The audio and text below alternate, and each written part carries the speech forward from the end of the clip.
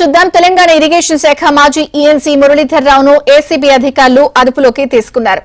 ఆదాయానికి మించిన ఆస్తుల కేసులో చర్యలు చేపట్టారు. ఈఎన్సీగా మురళీధర్ రావు అక్రమాస్తులు కూడబెట్టినట్లు ఆరోపణలున్నాయి. హైదరాబాద్, కరీంనగర్, జహీరాబాద్ లో ఏసీబీ సోదాలు కొనసాగుతున్నాయి. మొత్తం 10 చోట్ల ఏసీబీ సోదాలు కొనసాగుతున్నాయి.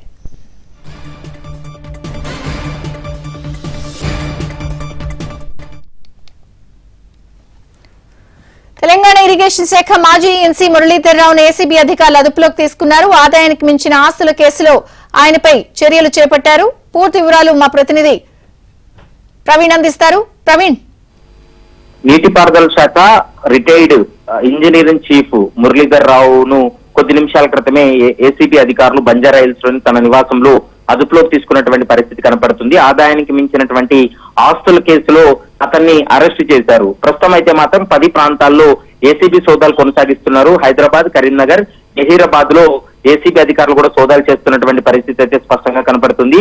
ఎందుకంటే ఆదాయానికి మించినటువంటి ఆస్తులు కూడబెట్టడంతో పాటు ఇంజనీరింగ్ చీఫ్ గా పనిచేసినటువంటి సమయంలో అవినీతి ఆరోపణలు రావడం జరిగింది. వాటన్నిటిపైన కూడా పూర్తి స్థాయిలో విచారణ కొనసాగిస్తున్నారు. కరీంనగర్, జహీరాబాద్ లో వారి కుటుంబ సభ్యులు, మరోవైపు వారి బంధువులలో కూడా ఏకకాలంలో సోదాలు కొనసాగిస్తున్నారు.